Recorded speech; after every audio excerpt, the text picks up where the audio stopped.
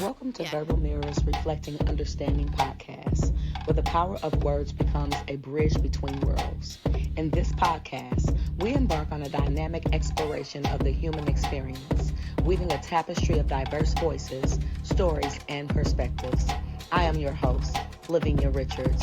Join us on a journey that transcends boundaries, fostering connection, empathy, and a deeper understanding of the rich mosaic that defines us all. Get ready to reflect, resonate, and embark on a transformative odyssey through the art of conversation.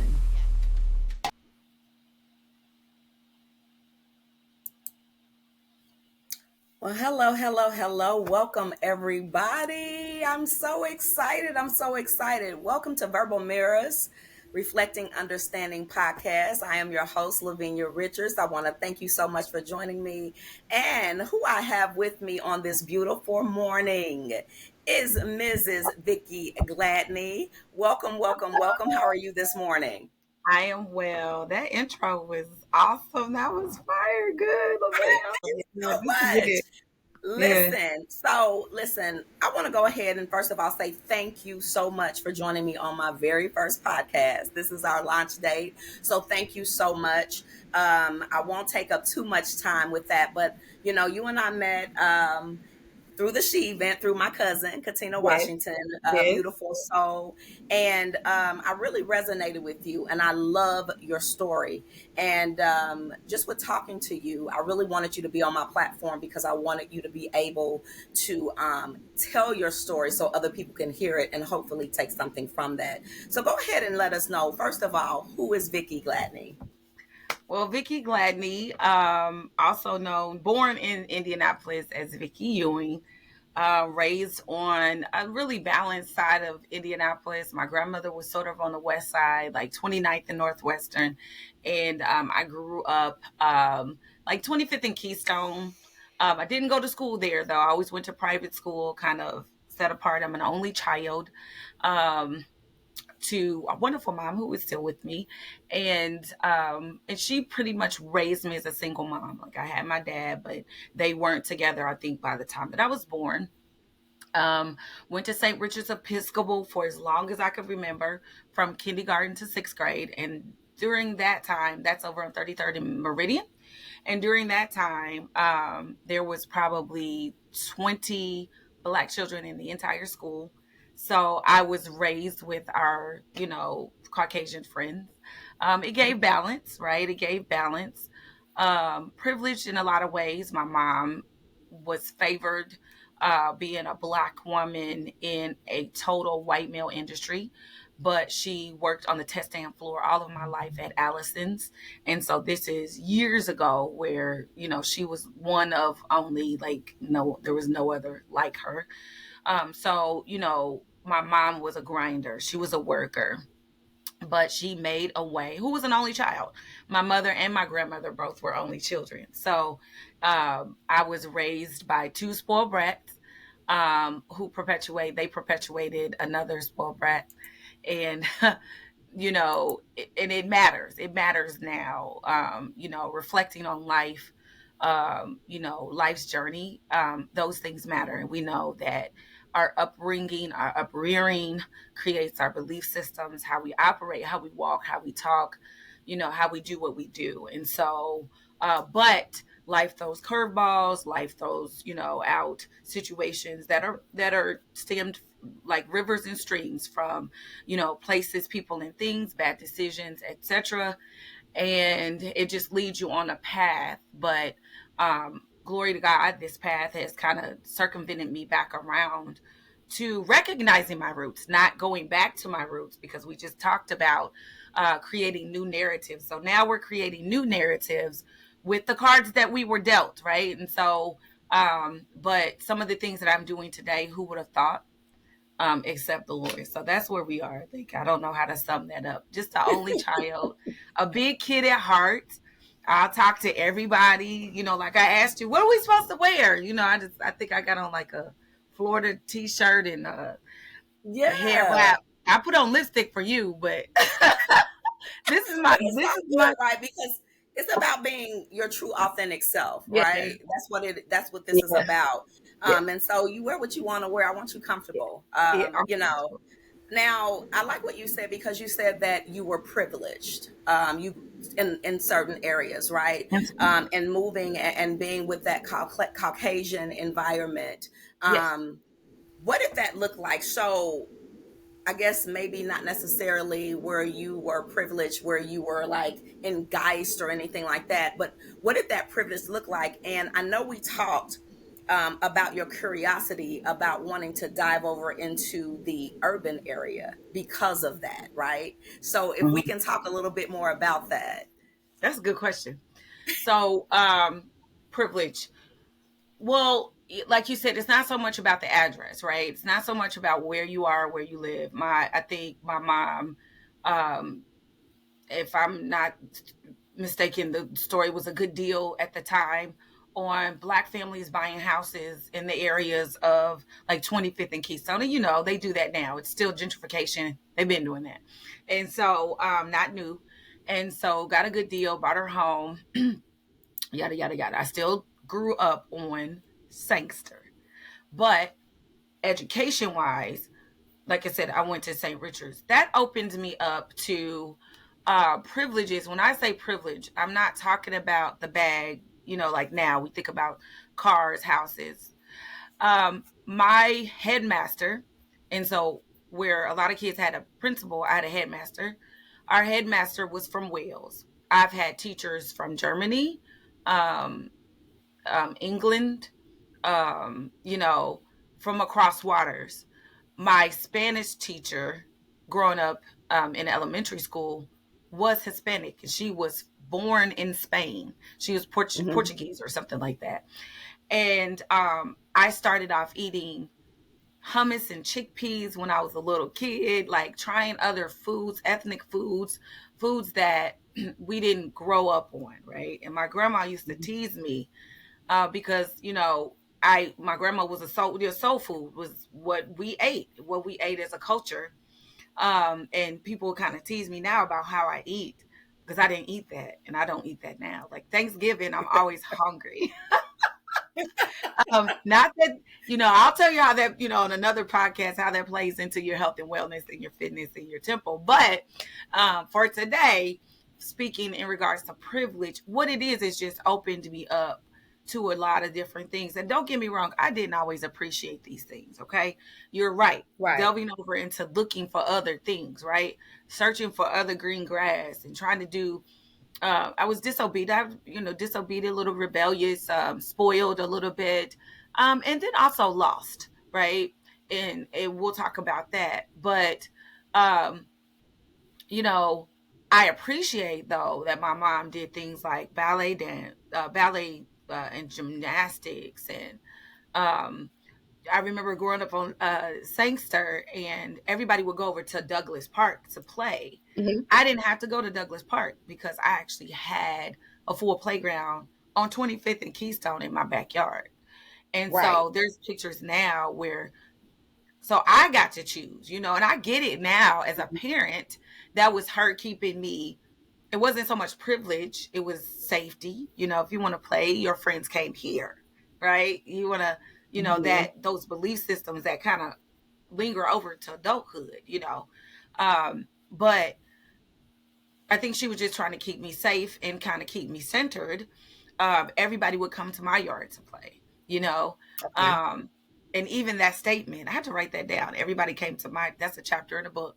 Everybody came to my yard to play because Right. that is indicative. I'm honest about who I am now. Right. Some of what you see is what you get, but it's birthed in me.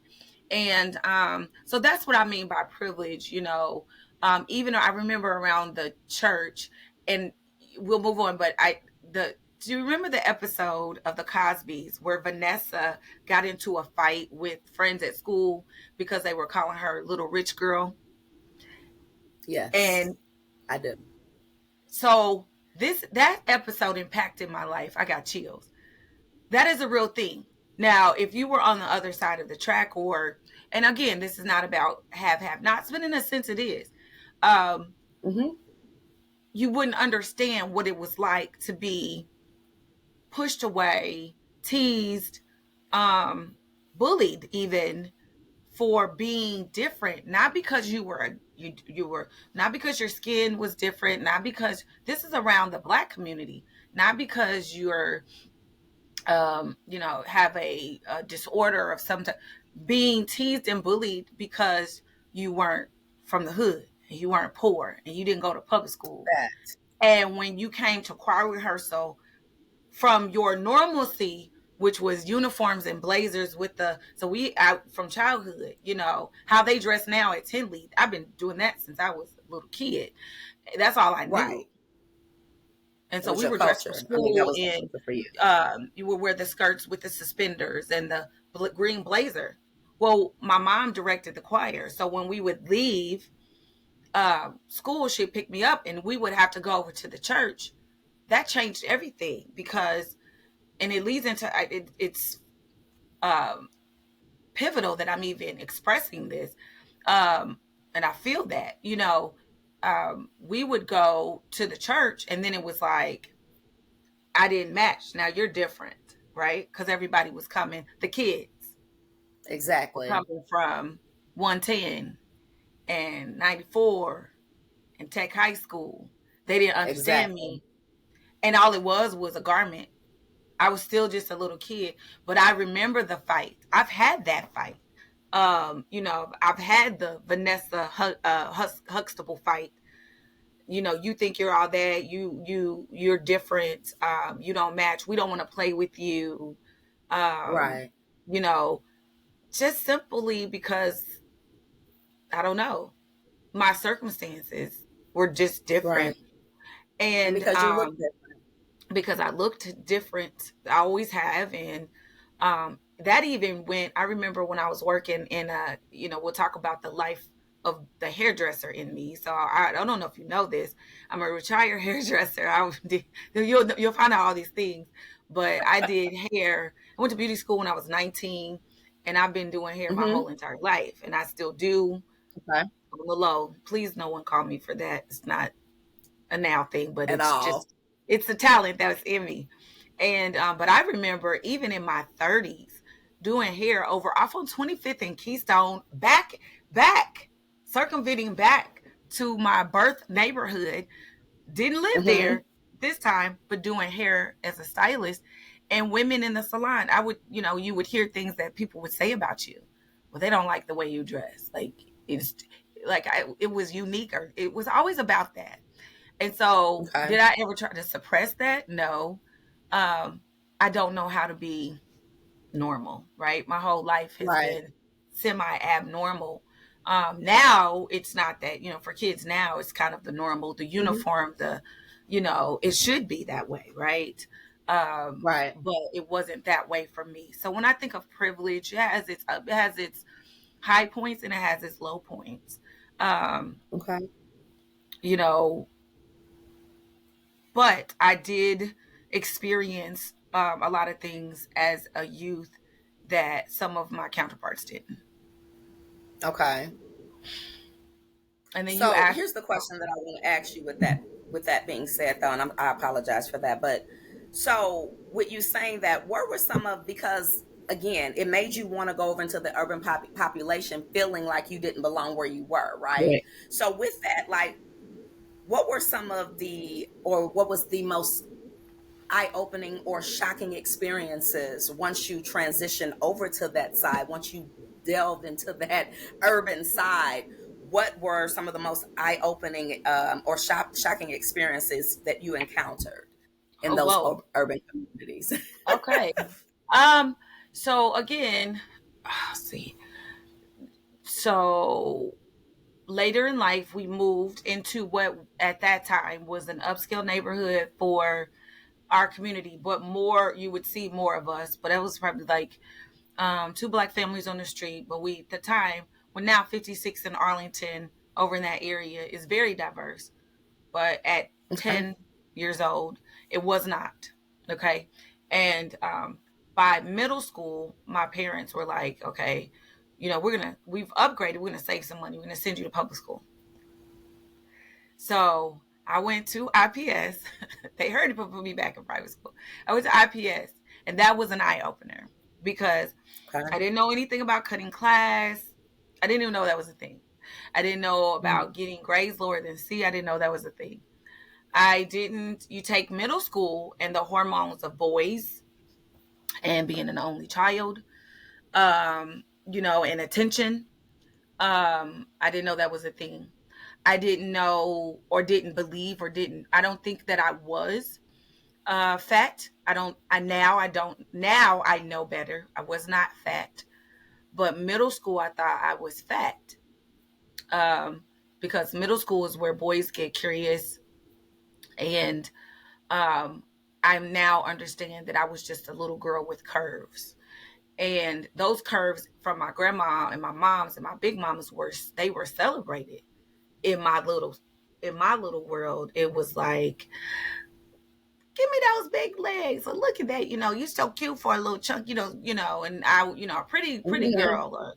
Or in third grade, I was telling you, even at the private school level, everybody went and got underoos, that I was put in a real training bra. Like, get to Right. middle school in a different type of environment where structure is less orderly. I never ate in a cafeteria before. You brought your lunch to school. Wow. I'm glad we're articulating this.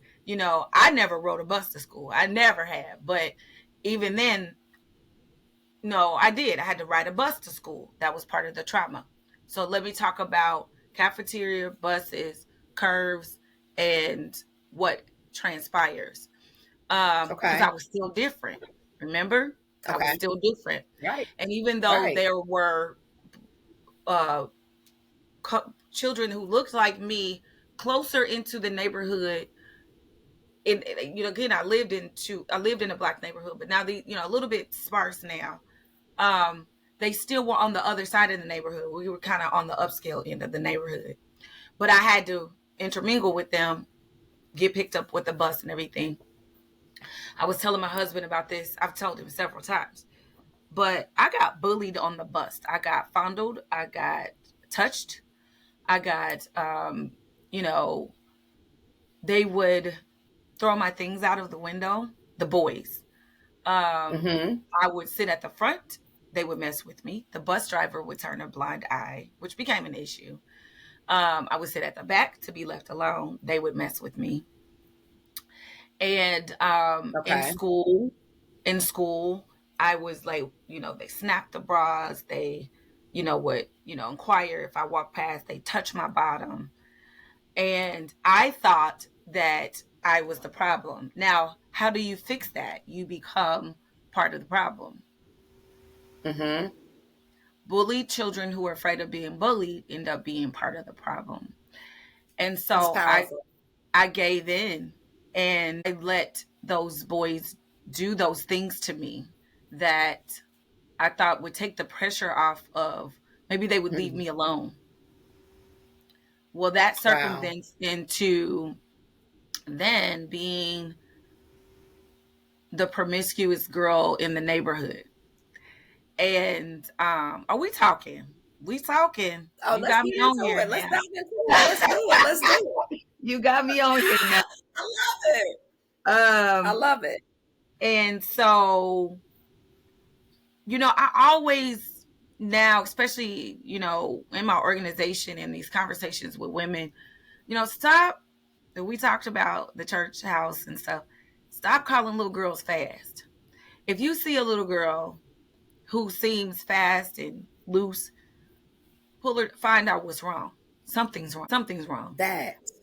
And don't get me Yeah. wrong, we still didn't talk about it. And talk about when I was in the uniform at the old church, or I was in the uniform with my cousins when I was a little girl, or the neighborhood. And don't get me wrong, some of these men are highly recognized now. there's a there's a man in the community that, at some point had accolade, but he was my 5-year-old molester. He might have been 13 as a kid, a broken kid, but I remember being touched by him. And so all of these things, then you feel like at the point that you're in middle school, well, maybe somebody will leave me alone if I just do what they want me to do. Exactly. Let's go And with it. so when you say the shock of what happens when you cross into this world, doesn't mean that that world was bad. Doesn't mean I'm saying IPS schools and the kids they were just kids. I am saying I was the odd man out, and I was new in that environment and trying to settle myself as um, a little human being in some kind of world that I didn't understand, Right. turned into behaviors. Then what happens when you either get caught, or um, you know the boys are touching you, but you get caught, and you, as a little girl, you're called out for your behavior. Then they start calling your mom, and then your mom, and then what's wrong with you, and they're trying to figure out what's wrong with you, and then that turns into years of misunderstanding your own children. And I get it. From the parent side, sometimes we parent out of the fear of what happened Mm-hmm. to us, but we've suppressed those things and nobody was talking about it. So you're just trying to will it away or wish it away, instead of seeing how these apples don't fall far from the trees. But you never talked about your story, mama or dad or uncle, auntie, and you're not helping. Now we just perpetuating the same thing, Over and over. and so that's how it played in. So now you have a young lady who um, now is defined by the attitude. Now it becomes a survival skill. You go from trying to save yourself to now trying to preserve yourself. And guess what? So this is what we do, as women. Then you put on that guard, like, I'm a young woman, and you're like, hey, if the guys can do it, I can do it too. you know Absolutely. and then you become, you know like I said, I've gone through a lot of things, um and it's not just all of the, for lack of a better term, sexual nature, but it is very much deep seated in bodily harm. And some I'm a woman, so I'm speaking from a woman's perspective, but some people, male and female, they take that type of trauma and they might withdraw. Some take that type of trauma and they, you know, become very religious. I don't know. I don't know. I'm just throwing out scenarios. For me, Right. Absolutely. it made me that much more curious, that much more sensually driven. I had to learn how to, but I learned through therapy later on.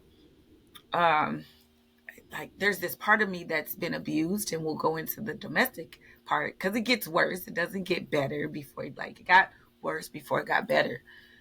Um, Absolutely. Absolutely. but I had to learn to separate the traumatized part of me, for my story, through rape, molestation, through bodily harm, promiscuity, da da da da, and separate that I also am a sensual, beautiful woman. Because I tried to, at some Absolutely. point later in life, I tried to dry it up, take it all away, and say, Lord, I'll just serve you and my kids. I don't want to be, I'm just going to be celibate. Whether I'm just going to be, and there's something wrong with me. Because you mean all of this Mm-hmm. led up to being, so there's Right. something wrong with me in every scenario. Is something wrong with me. Wow. I, I, That's I just, deep. I just found out recently, and I know without being totally diagnosed, at 50, though, it was confirmed I'm left-handed by Me by all, too. but I'm gonna show you something. By all standards of childhood, they didn't have desks for left-handed. The scissors were wrong. Da, da, da, da. So I do use both hands, but by the legal terms, I'm left-handed.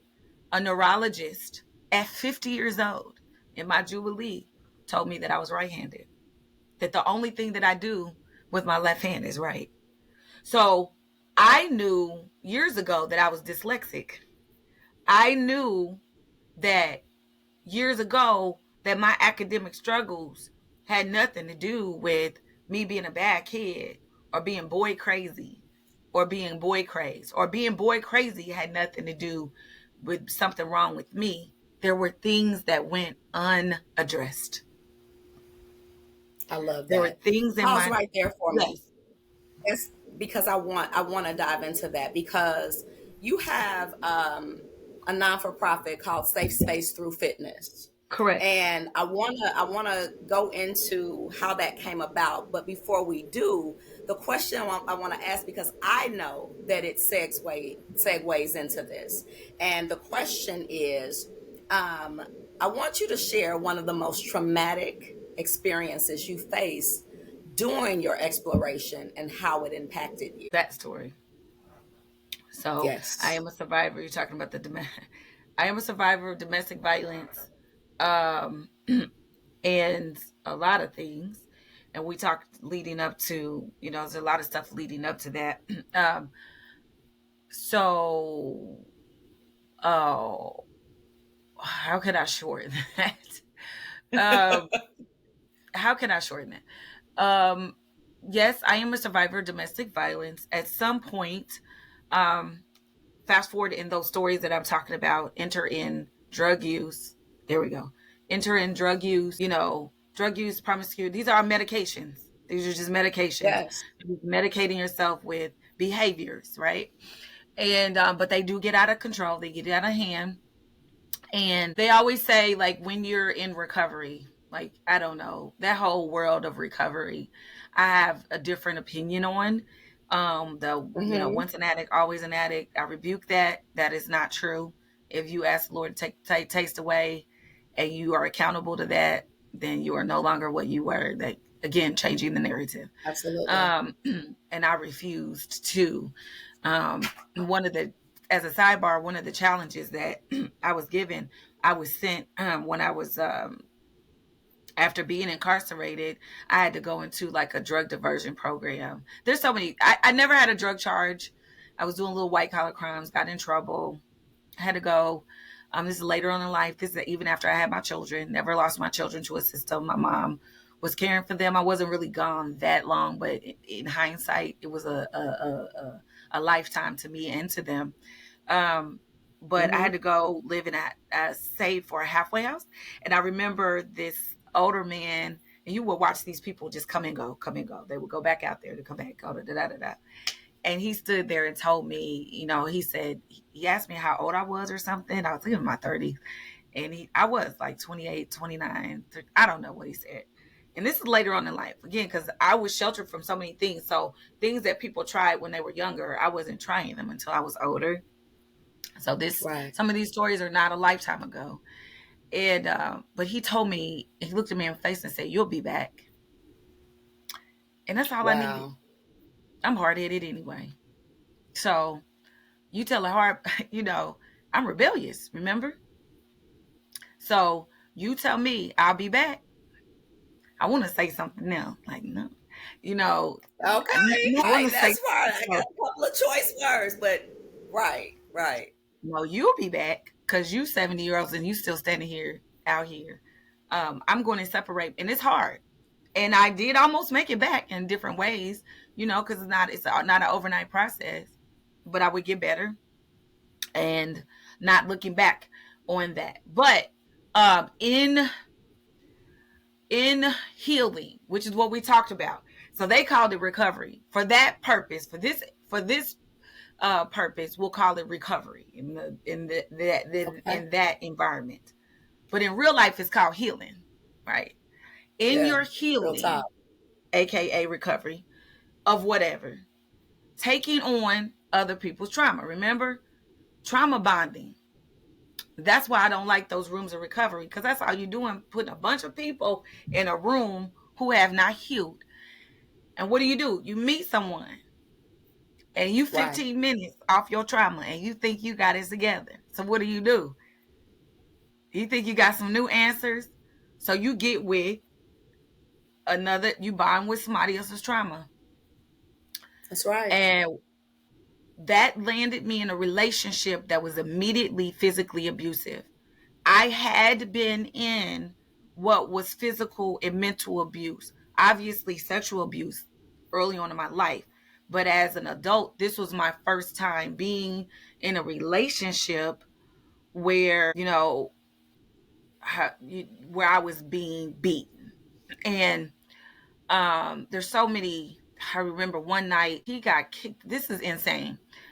I was still doing good. I was still in the halfway program, or the program, or say what, halfway, whatever, the assisted safe house program, or whatever you call it. Not a safe house, but whatever. Transitional for recovery living.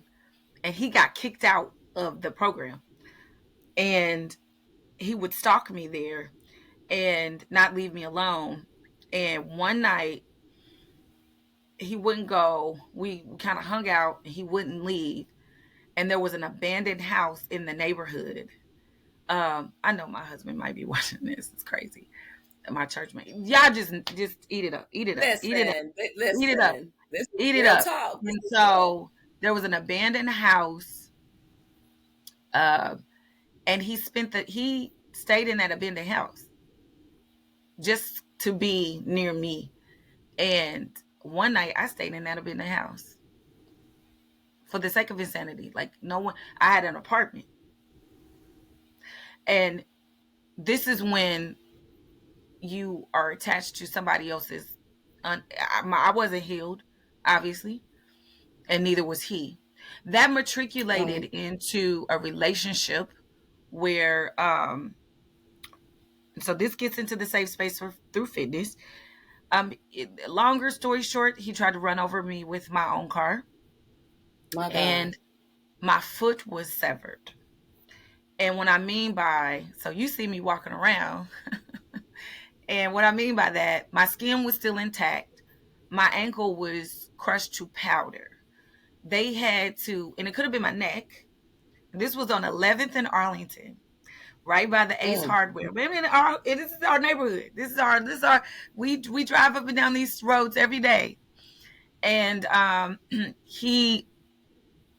was in front of the car, and I'm trying to stop him from leaving. He drives, and he drove off. Don't get me wrong. He drove and drove off. He left me there on the side of the road. My ankle, like I told you, we'll just keep it 100. So I'm not supposed to be doing fitness. My ankle was crushed. My right ankle was crushed to powder. In order for them to even examine my ankle to figure out, I was immediate surgery. In order for them to examine my ankle, they had to put me to sleep. That's how crushed my ankle was. And so not only that, when the sheriff got there, and so they had to derobe me, they were getting me ready.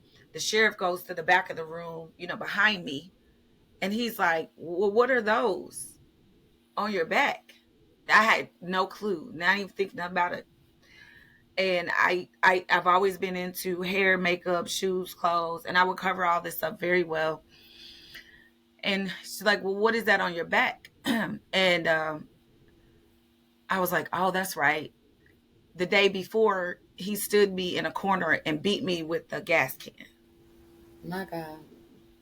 And articulating sometimes like hurts a little bit, but it really brings me joy because I'm not supposed to be here. I think I shared with you at one point in my life, I dated a guy that was on America's Most Wanted. Like, that whole clown story, I should be dead and gone.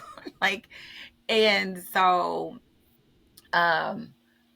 but so my ankle, I went into the Julian Center, which is the more of the sheltered side of domestic living, right? So it is a domestic violence sheltering safe situation. I left the hospital with pins and rods I was in a wheelchair. I was in a wheelchair for several months. And then I was able to obtain housing at Coburn Place, which is Coburn Place, the safe haven for domestic violence, which is now more of it is not sheltering. It is more transitional living. So they have apartments and transitional living spaces. They're there to help you, but you're living a little bit more liberally. You pay rent. You know they're going to help you, and not every situation is the same story of domestic violence, but they are there for some type of trauma. By the time I got there, they had reset my ankle. I had the second, so I had 1, 2, 3 surgeries, and I remember and I've never seen this angel again in my life, but the orthopedic specialist at Wishard at the time, and Wishard was the place you went to back in the day if you got, I'm not trying, no disrespect, I don't want to be, I don't want to cause trauma for anybody, but if you're from the hood, you got shot, you got some kind of trauma, that you wanted to go to Wishard because they had the best doctors in the world, right? They were gonna fix you up. Right. And the orthopedic therapist, as I was doing my therapy, he would tell me before they reset my ankle for a cast. So mind you, I went from pins and rods holding my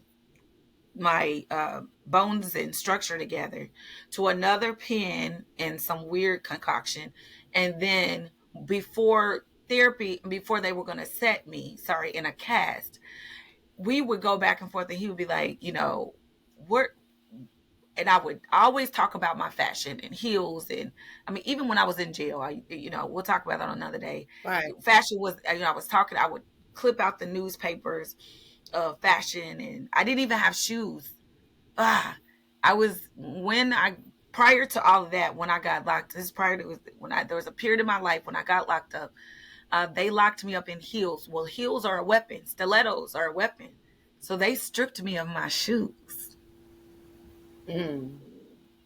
And I spent, my family kind of left me alone. I had no bag. I had no commissary. I didn't even know I was going. And are we there? Are we there? Are we there? Hold on, I lost just you. a minute. Hopefully we'll be I'm back still here. on. She froze. She has a very powerful story. I'm still here. It's just absolutely amazing. All right. I see she's having some technical difficulties, but she has safe space through fitness, and very, very, very powerful story, as you can hear. And hopefully she'll be back on in just a second and join us. But I thought it was imperative for her to be on the show. I thought it was very important for her to be on because we have so many people that are going through things or that have stories and testimonies and things like that. And we don't know what they're going through. And that's what Verbal Mirrors is all about. Verbal Mirrors reflecting understanding so that we have an understanding and not just looking at a person and thinking that we know them or thinking that we understand who they are, right? But yet diving in or delving into their stories, to their backgrounds, having an understanding. So I just wanted to make sure that I had some technical difficulties with recording live, so you can see it on Facebook. So that's why I'm on here like this, but I'll be back really soon. Thank you. Okay.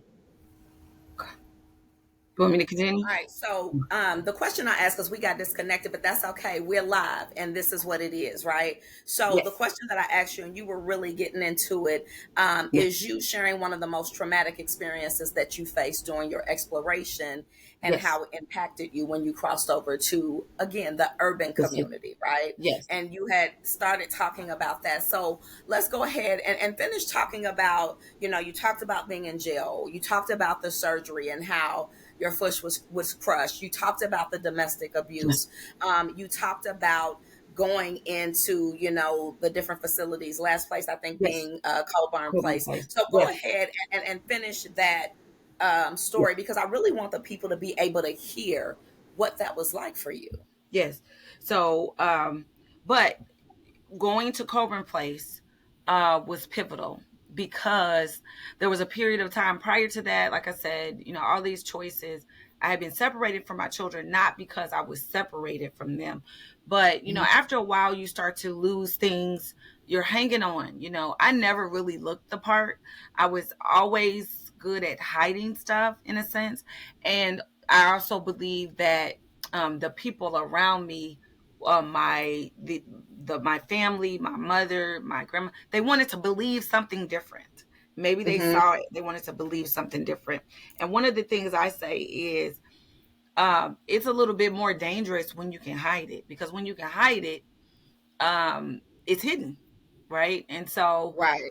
it's not until things come out. Usually, by the time it comes out, it's on its way. That snowball is so big, and so that's where we are in the snowball, right? And but so there was a period of time where I did, my children were with my mom, holding it down while I was trying to figure myself out. Right, I Mm-hmm. was, out there doing me, not disconnected from them. Just, you know, she kind of was like, "Okay, the kids can stay here. You lost your apartment, but you can't bring that in here. So you figure you out." And then and I would see them every day. So we weren't living in the same house, but um, then I get to Coburn Place, and now my children can be back with me. My apartment was huge. The apartments there are beautiful. I always said if they ever just decided to make that like public living, those apartments, it was an old school building. I don't know what school, but it was an old school building, and that's what they did with that. And I don't know the history of when and where, but I know that we lived in 30303, and we were on the third floor. Think of an old school building, big, beautiful windows, etc. And it was pivotal for me and my children. One, because we were back together. I didn't say Okay. I was healed. I didn't say I was healed. I was in a process. Um, Right. we were back together. I didn't lose my life. I was now also accountable to having, regular drug testing, and, even whether it was from the law or from the apartments themselves. So now I have an obligation to stay clean. I've already tasted what it's like to do all these things, and I was tired, you know? And so the good thing about any place that you go to that's there to help, whether it's like Wheeler's, Coburn Place, it's what you make out of it, right? Mm-hmm. If you go in there with the wrong attitude, or you are looking for something out of it, or you're not going to take advantage of what they have, or you're not going to use it as a safe place, whatever you need. But if you Right. do that, you're going to get benefits out of it. Did I always do the right thing when I was there? No, because I was still trying to figure out myself. But I knew I was in a better place, and I knew that, remember, that man told me I was coming back. I knew I wasn't going back. And to that, I don't know where I didn't know where I was going. I just knew I wasn't going back there. Going back there. Exactly. And Exactly. I knew enough about God. I had these moments in my life, and I have to be frank about that. I knew enough about God. I had a praying grandma. I was raised in church, but I knew enough about a relationship with God, because I knew that, everybody said, "Oh, I had a praying grandma," but see, grandma wasn't in the darkness, in the dirt with me. That was me and Mm-hmm. Jesus. Like, I got people that prayed for me. They didn't pray me up out of that. I was down in a Right. hole. I had to surrender and ask for help. It wasn't them. I love them. Right. I don't want to discredit their Exactly. faith, but it wasn't their faith. It was mine, Come on now. instilled in Right. me. And nothing Right. that they could teach me, nothing that the church could teach me, made me surrender. Jesus made me surrender. It Mm-hmm. just is what it is. And in the interim too, I have 4 daughters. The only child with 4 daughters, but a blessing and a curse. Um, but I also have a son. So um, you know, we remember, I'm also a victim of, um, let's say victim. I'm not a victim. I am a Okay. survivor of male trauma from, we talked about rape, molestation, but what we missed is my grandfather committed suicide. Wow. Um, my grandson was born. My son would who was my third child, but if he was living would make five. Was named after my grandfather and died 2 months later. my grandfather, Wow. my two JCs. And my grandfather was everything to me. And he took his life at 81 years old, chairman of the deacon board. So remember we talked about the altar doesn't heal everything, Right. right? That's I seen facts. this with my own eyes. And so all those things play into me being at Coburn Place and my fatigue and my, my need to be healed. So I took advantage of a lot of things. One of the most key elements I remember was when they had this resume writing class. And I believe that that was a good turning point for me because it allowed me to articulate a new narrative about myself. I learned how to write my resume. Then I've been writing my resume every year ever since. And Mm-hmm. it's grown, evolved. I tell everybody, I don't care if you plan on changing jobs. I hate to see my friends working on changing jobs or they want something new and they got to go find somebody to write. Why are you not writing your story? Why are you not writing your work history story on a regular basis? And I learned that at Mm-hmm. Coburn Place. And so then my kids were together. They've always been together, but they remember that being one of the fun, times of their life, privilege for them because here in my trauma, they were privileged. See? And they got all this stuff and they would take care of them and families would adopt you, and for Christmas you had the like 6 families and they would get all the PlayStations, toys, and so it was a very healthy time, but I also was still going through my processes and getting physically healed. Um, and this plays into now. I lived on the third floor. There's an elevator. I was on crutches. I refused to take the elevator. And at the time, I was not into fitness. I didn't even care about fitness. But see how those things play into seeds. Now, I would. They were like, well, why? I would put the cart. If I had groceries, I would put the cart on the elevator. Tell the kids to get on the elevator and meet me on the third floor. And I would Mm-hmm. crutch up to the third floor. And sometimes I would have on crutches and heels. Why? Because that's who I was before. I'm not giving my heels up. It's symbolic to me of a healthy version of me. And it might seem silly to somebody else, but it meant the world to me. So I would wear one heel, one jacked up foot, one foot in a crutch, one heel, and crutch up 3 flights of stairs. Silly story then, very, very pivotal right now. Absolutely. Absolutely. It didn't make sense, but that was part of my healing. So, safe space through fitness. So, what happens is life goes on. You got all these like seeds that are being planted. You do resume writing. Then you decide, and I say you, was talking in third person. Then I decide, I have to leave that situation. So I have to be healthy enough to leave that situation and manage Right. rent, finances, paying bills, da da da da, right? So, and even while I was there, my abuser was let out of jail and he was at the front gate trying to get in the gate. And guess who? Guess what? While I was there, I went back on a date with him. I did. I went back on a few Wow. dates with him. I did. Yeah. So you ran me over with my car. It's a process. And I Yes. did. It's a process. I'm not hiding that. But I quickly saw how traumatic that was going to be for my children and for myself. And then I got away from them. You meet the next person, later on. You think you, at each stage, you're healthy enough to handle the next person.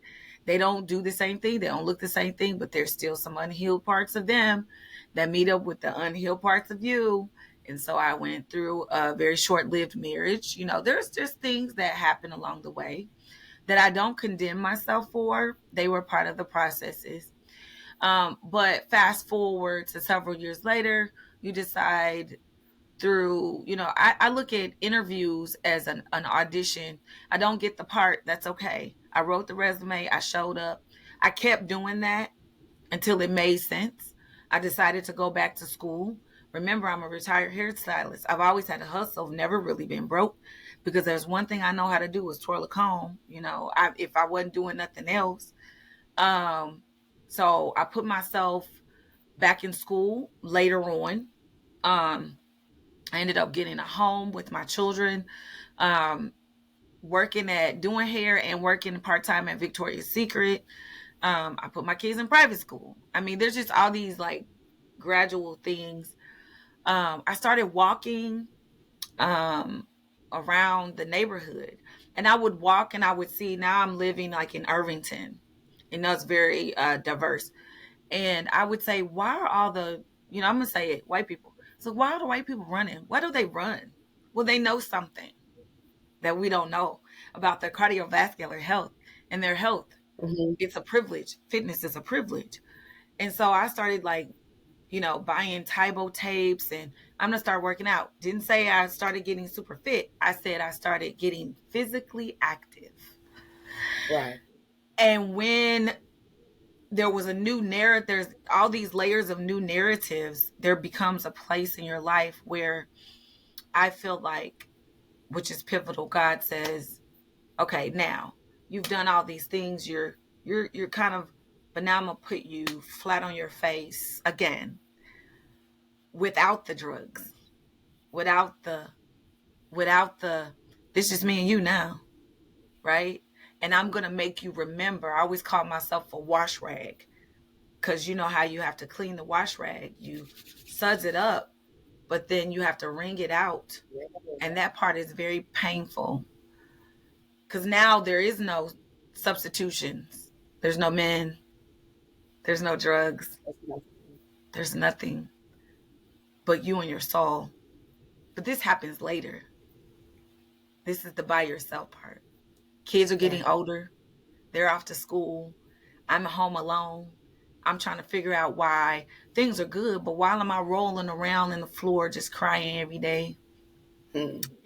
And I always tell that story like alcohol, like, oh, for the people who drink, like, oh, it's good, it's a party time, it's going down.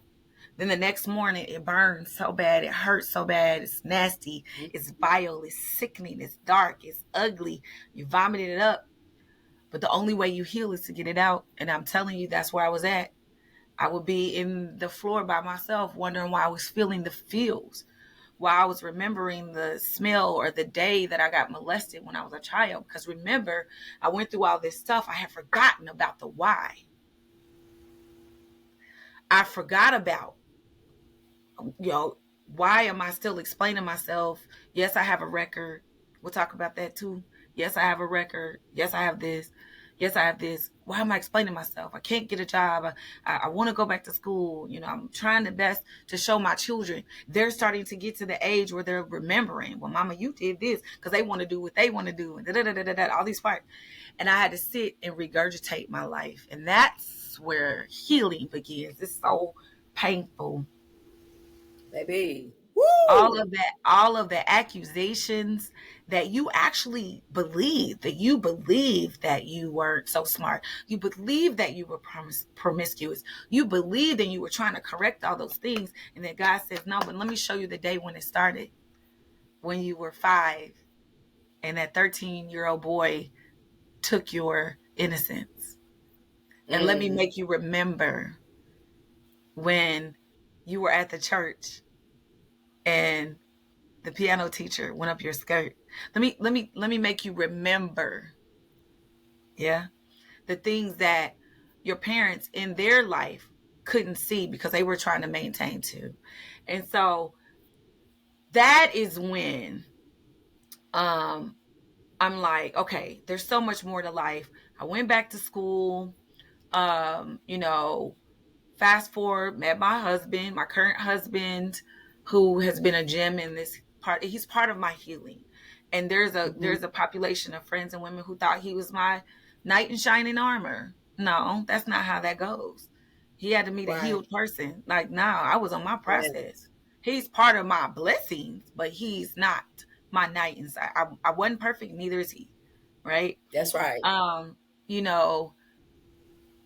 But then we get into the fitness thing. So him and I were working out at the gym. We date at the gym. We go to the gym. We go and eat the rolls. We go date, And then I don't know, fitness just started imparting. I get a trainer, one of the best ones in the city. Shout out to FWR. sit with Renee Pillow, and it taught me something. I don't know. She just said it different. I don't know. You get two teachers teaching you math. You don't understand one. You understand. I understood her. Right. And then I started understanding that my body was a part of this journey. And this is how I liken it to. I was so broken for so long on the inside. I started to heal on the inside. I did. I was healing on the inside. But I was like, the outside of my life is not looking like how I feel on the inside, because I feel rich. I done been through hell and back. You can't tell me nothing. You hear me? You can't tell me nothing. Like, but something ain't add up. The math ain't mathing. The math ain't mathing. The math ain't mathing. I've been on food stamps. I got tired. Listen, I tell this story to my girls in my safe spaces, and they laugh at me. I said, listen, I was on food stamps too, but baby, I didn't go to the food stamp office with a bonnet and some house shoes on, thinking they was gonna give me something, baby. I was booted and suited. I would go in and tell them temporarily. They used to love me, and they would help me because I was honest, I was forthright, and I came in there like I wanted to be a different person. And I'm going to tell you something else for those out there who are watching too. And I step on toes when I say this in the safe space. I was a mother trying to figure myself out. I sold my food stamps. But I used to pray to God, Lord, when you remove this thorn of me having to explain myself in these rooms, whether it was about my record or about being poor. If you remove this from me, I heard what you said, that you would supply all my needs according to your riches and glory. And I will never humiliate another woman by buying her food stamps. Because if I buy the food stamps, I'm telling God, that's all I need. See, y'all, the people who got the sources and the resources, but you buying your cousin's food stamps, that's all you ever gonna be. Cause you not believing. Raise your lid. You gotta raise your lid. You buying somebody else's trauma. Girl, now that'll preach. Look, don't get me off track. Now let's stay on it. Get back to the safe space. Now look, let's talk about it, because we'll go all. That's a whole nother next one. Yes. So that is how we get there. Fast forward to then I'm empowered, right? And then I enter into corporate America in places that I'm not supposed to be working. Whole story there. And I'll wait to the end if you have time. I'm a felon, remember? Got to the point where I was having stacks of paper on my desk of people who they had to say no to because they had not even felons, they had misdemeanors. And I would be asking God, well, why am I here? My job was federal. I got interviewed by the FBI. And when he got done with all the story, you have to prove your patriotism. And when it got done with the story, he's like, I've never heard a story like yours. I'm just blown away. And so keep going. I wasn't supposed to be there, Lavinia. And so then I start tapping into my body health. Remember, we trying to create a balance between the inside and the outside. So that's why now I want to empower leaders about getting healthy. You up front. Be the best you. You talk the talk. You got to walk the walk too. Be an example. It ain't about a size or the aesthetics, that comes with it. That's a reward. Right. And so I kept going. I'm empowered. Now I'm set in a seat corporately where somebody who looks like us is going to try to demean me. But that still looks like abuse to me. See, I'm a survivor. And now you triggering my trauma. And so I can't stay in situations. So what happened is I walked away from corporate America. I was already teaching part-time at the Y, a spin class. My husband empowered me to become a spin instructor. And then empowered me to open my studio by me walking away from a job. My last day was Juneteenth of 2020. And that week we had procured bikes. They were in my house, in my garage. I didn't know what to do, never owned a fitness business. I wasn't even ingrained. Nobody knew my name in the fitness industry. I was nobody other than somebody who was training maybe with FWR here and there. And one thing leads to another. I had walked away from corporate America. We found a little spot. Boom, here she is, Natural Measures. We get started year 1, year 2, and then I said, I cannot just do this for profit. When I was in Coburn Place, because people kept calling my studio the safe space. Oh my God, this is my safe place. This is my safe place. So I said, I can't just do that in here just for gain or for myself or for popularity. I need to go be the person who I needed at Coburn Place or at the shelter.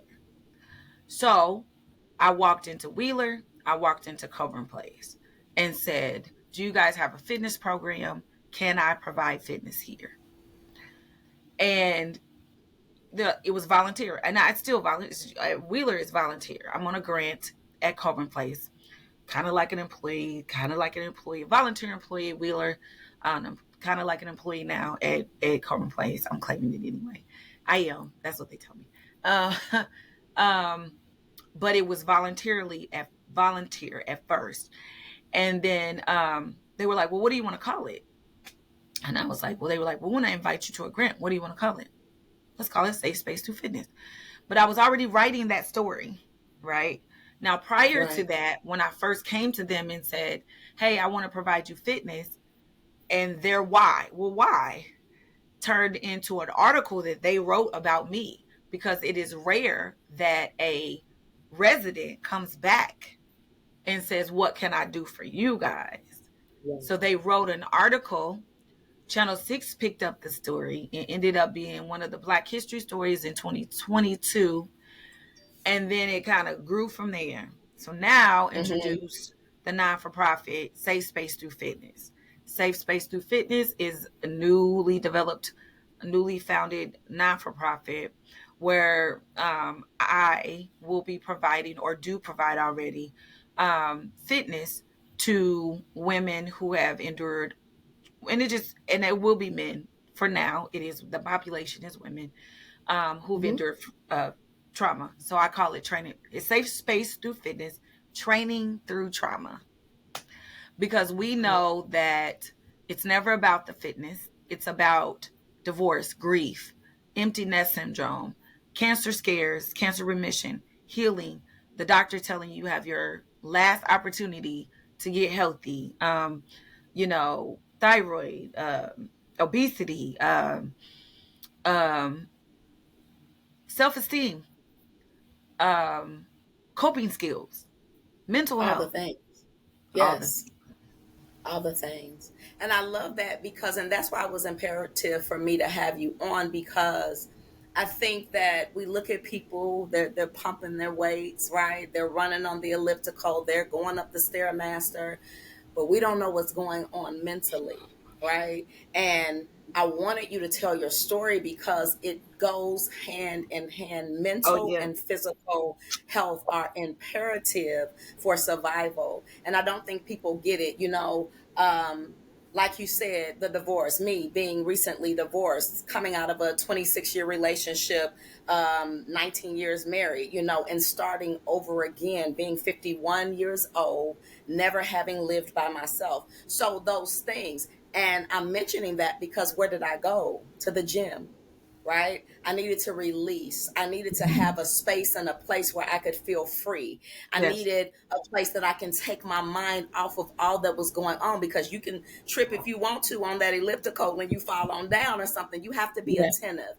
And then now you're seeing results, right? Yes. And now the outside, I love what you said, is matching with the inside. Now I'm starting to feel just as good.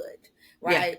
Yeah. And so I love how you said that, because a lot of people think, I'm gonna just go to the gym. No, a lot of people in that gym are broken, or are going through the divorces, or me too, being physically abused, mentally abused, all of the things. Right. And that gym truly was a safe haven for me when I would sit in the sauna room and just close my eyes and let that steam and You know what I mean? And so I love your story, and I really wanted people to be able to understand, one, that those things are available, that they're in place. We are in Indianapolis, Indiana, and so I wanted people to know what they have accessible and available in their own city and state, right? And Yes. you mentioned those other facilities, Coburn Place and all of the places that are available to help women. And there's places out there for men as well. But Yes. just helping people to understand that it's bigger than just physical and it's bigger than just mental.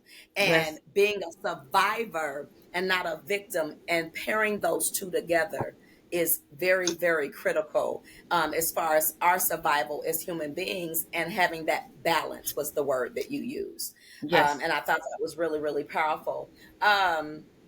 So I guess what I want to ask you, how do you approach creating a safe and inclusive environment within your gym? Like, how do you do that? What does that look like? Well, the first thing is like, again, and I make no apologies for it. I mean, there's nothing I do that I don't bring God into it. It You doesn't don't need mean to that, apologize. Be yeah, you. I'm not, Yeah, but, on certain platforms, whatever, but that's no, nope, nope, nope. So, um, no. because mind, body, spirit is all connected. Um, one of the things that you said was like the inside and the outside, and you start seeing the results.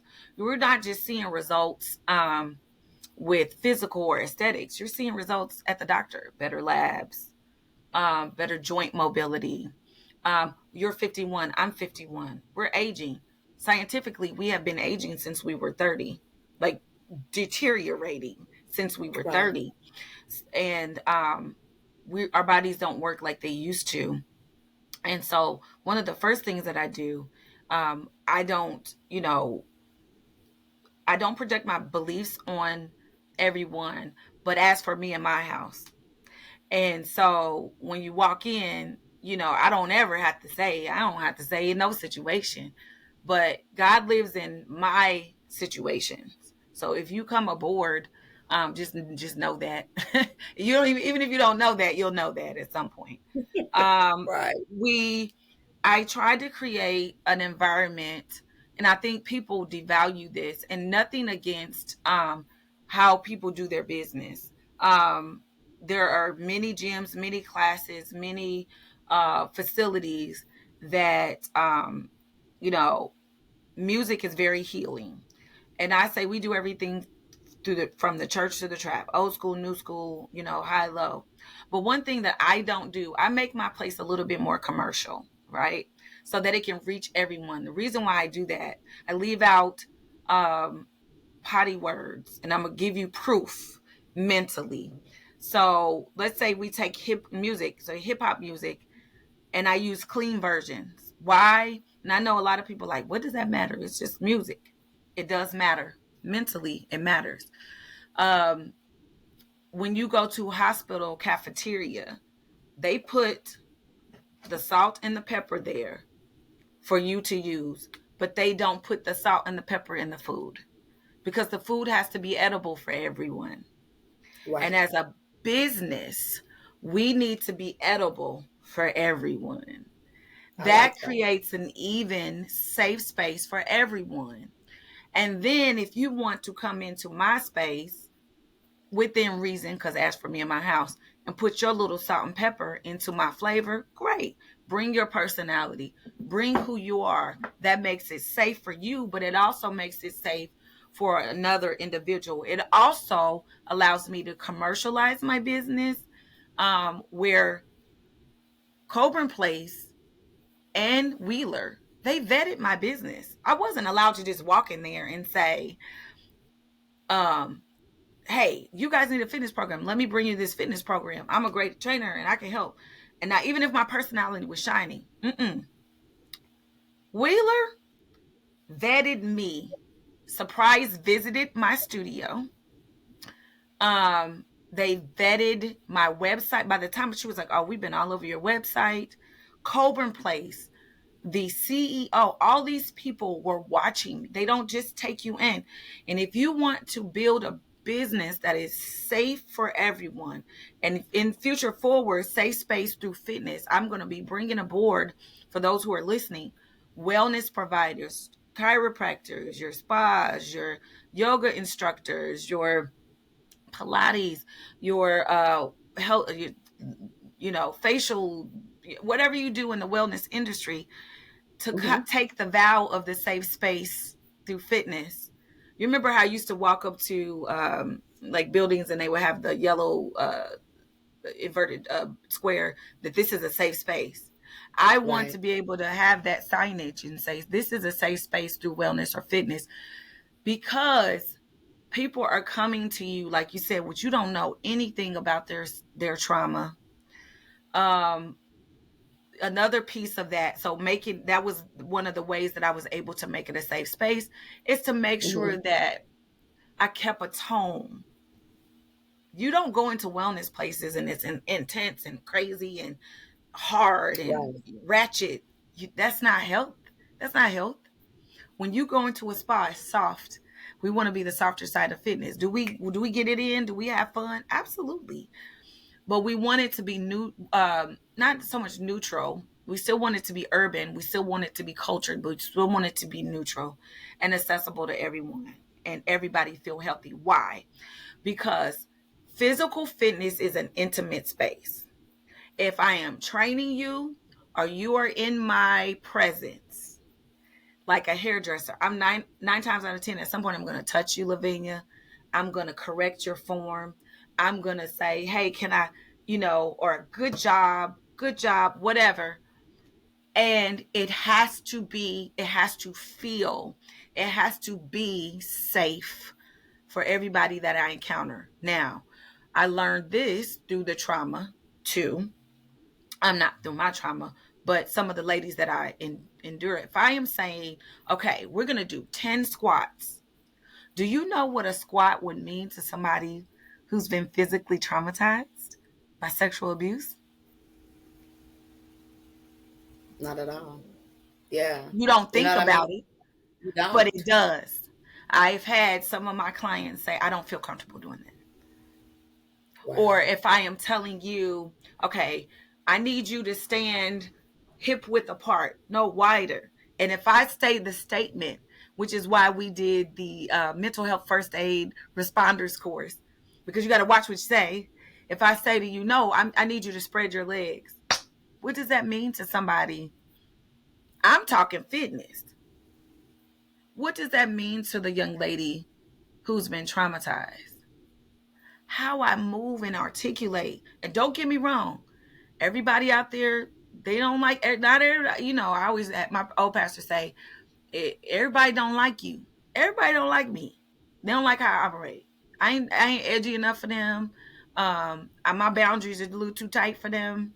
My ask for me and my house principles are a little bit too much for them. Fine. Mm-hmm. But I'm creating a safe space for people who need people. Remember, I needed people like me in my trauma. Exactly. And now you are creating that platform. And so music choices, proof in the pudding. I had a client whose family moved away. And she actually was our instructor. And her daughter, they all moved away and they took some classes somewhere else. And they were like, she was like, Auntie, they're doing the same thing that we were doing. She said, and I used to be like, why she don't play the dirty versions? And she said, I went to this studio and they were doing the same thing. And they were playing the dirty versions of the music. And when I got done, she said, Auntie, I felt intense. I felt like I wanted to go fight. It was the same music, but my body was tight and intensified. And I said, you see what I'm saying? Mm-hmm. It matters. The body remembers. We carry our behaviors. We carry our traumas in our body. We carry those signals through this process. I might have somebody who I'm like, pick up the weights and, align your knuckles and wrists. And every time they do that, that is the body remembering something. Put your shoulders down, like proud chest, shoulder. They can't. They slumped over. They've been slumped over all their life, apologizing for something. Right. That's I deep. have, it gets deep, and I have to make that a safe environment for everyone. I have older women, I have younger women. We're not doing body comparisons. This first thing I say when you come in, you can't tell me you can't. And because you can tell men all day, I can't do that. And some of the coaches in the past, well, okay, well, they say that they can't do that. No, because we're going to take them out of their comfort zone. And I wrote it on the board. Right. It stays up there. Because why? I can do all things through Christ. And then I tell them my story. I don't even have a foot. I didn't No, have a but for foot. real. But for And real. here I am. And here we are. Here I am. You can do it. You can Yeah. do it. I'm going to help you this Because what day. would you? Yeah. I'm sorry. So I do have one. I mean, because I had some other ones, but you honestly, through speaking, answered a lot of them. Oh, I'm sorry. But the one question that I do have in Yeah. closing is, what advice would you give to others who have faced adversity and are looking to make positive changes in their lives and communities? Because that's what you did in essence, right? You took your story, you took your trauma, and you found that resonance within that power, God, source, right? And you Mhm. turned that around with your vision. So what advice would you give someone else that is battling, trying to find their way out? What would your advice be to that person? I was going to say, when you speak well of yourself, Yeah. speak well of yourself. When they come in, you're not allowed, the I can't. And then you can't be like, but I didn't do this, or I stop saying what you didn't do. Speak well of yourself. I even tell people around me, speak well of me. When you leave, speak well of me. You don't know who you talk about. I'm chosen. I'm chosen. I'm anointed. Speak well of me. Yeah. Do right by me. I'm going to do right by you. I'm going to speak well of you. Speak well of yourself. We condemn ourselves too often. And the stuff that we've gone through was for a purpose. I can't tell a person how to find that purpose. I can't even tell my Mm-hmm. story. I can't even tell my love story. But people are like, well, what was you doing when you minding my own business like Ruth? I can't tell you. I don't know. I can't tell you that story. That's my story. So I can't tell you Right. how to, but change the narrative and change the tone of the story and speak well of yourself. When And I that man, think to mhm, add, because that's very powerful, because words are very powerful. But I think mhm, even just from hearing your story, to add to that is finding that safe space.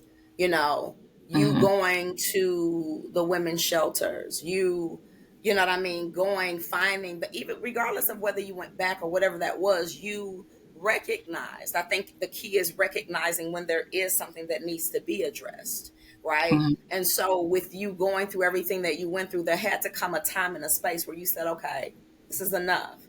And when mhm. you did, even though you were still going through, you found outlets like the Yes, Coburn place, right? yes, And those places, you found resources that can help you to move through yes, your journey. And so, absolutely speaking positive, but find that resource, find that one person. There may not be 10, there may not be 20, but there may be just that one person like yourself, right? That has gone through something that can lead the way, or that can direct another young lady or individual. Because again, it's not all about being masculine or feminine, it's about being helpful, about absolutely. being a living testimony for that person, right? So, I would definitely add that to it, because I love that you kept saying, I'm not a victim, right? I'm not a victim, I'm a survivor. And I Survivor. think that's imperative as well, because when that man told you you'll be back, you said, nah, nah, Mhm. because you made up your mind, Yeah, right? And I think yeah. that's imperative as well. Um, I want you to go ahead and give your information, how people, like, contact information if they're looking for a safe space, and also your for profit as well, because I want people to know, like I said, whatever city and state that I'm interviewing anyone in, I want you to be able to put your flat platform out there if it's going to help individuals, especially when it comes to health. And because I like what you stand for, I like your story, and I like the fact that you understand the pairing of mental health as well as physical health, and how important that is for our survival individuals, right? So go Yeah. ahead, and I want you to share that information, anything that you want to leave our listeners with. Yeah, you can actually follow Safe Space to Fitness. I created a Facebook page, and I'm getting more engaged with that page on Facebook. It's just Safe Space Through Fitness. You can also email me at safespacethroughfitness@gmail.com. You can email me, that's safespacethroughfitness@gmail.com. You can also text me at 317-565-7139. 317-565-7139, especially if you need help. If you guys are, if you're not in a safe environment, I am not the resource for that, but I can get you to the resources for that. I am attached to the places that can help you if you are in a crisis with living situations or domestic violence. Um, and then you can just follow Vicky Gladney on Facebook and Instagram. Again, it's not about the fitness. And you made an important key point. You got to ask for help. Most of us don't know that we need help till we get help. I didn't know that I needed this until I got it. Like, you don't know. And so a lot of people now in the cancel culture, also the cancel and withhold culture. Well, you don't tell anybody what you're doing and what you're going through. And because people nobody can set up camp against you. There's not a prayer that anybody can pray to stop God from doing what he's going to do for you. If he's As we wrap up another episode of Verbal Mirrors Reflecting Understanding, we encourage you to. Uh-oh. Sorry about that. Go It's ahead. okay. And so I've learned that even in giving, God puts more in my hand if I open my hand. He puts Mm-hmm. more in my mouth if I open my mouth. He gives me things. You got to open your hand. You got to stop withholding your trauma. And when you withhold your trauma, you're holding it. You got to let that thing Absolutely. out. You got to ask for help. How do you ask for help? Hands up. I surrender. You will find that people in your circle have gone through things or have resources that they can give you to help you. So while you're writing your narrative and your new narratives, and you're speaking well of yourself, and you're using your trauma story to tell the new version of you and help somebody along, think of what you needed along the way, and be that person where you are. You can do that with nothing. You can be the person you needed in the hardest place of your life with nothing. You don't need a foundation for that. You don't need a fitness studio. You need a podcast for that. You could just be that person where you are, and then that grows into you being that person. And create boundaries, speak well, and be the person that And you ask for need, help. and ask for I help. love it. I appreciate you so much, Mrs. Vicky Gladney. Have you You have back. been a blessing to my podcast. I will definitely have you back. I appreciate you. I want to thank all of the listeners for joining in. This is what this is all about: verbal mirrors reflecting understanding. I appreciate you all. I'm going to close us out with an outro video. And until next time, we'll be back next Thursday at 10 o'clock a.m. Have a wonderful day. Congratulations, Lavinia. Have a wonderful day. Thank you. Stay on. As we wrap up another episode of Verbal Mirrors Reflecting Understanding, we encourage you to carry the reflection sparked here into your daily interactions. Let the echoes of diverse perspective guide your journey towards greater empathy and connection. Thank you for being a part of our dialogue. Until next time, may your mirrors of understanding continue to reflect a world filled with compassion and unity.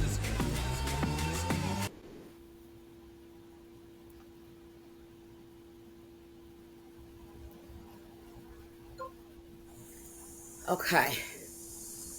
All right, beautiful. We are good. That was fire. I I'm love sorry. it.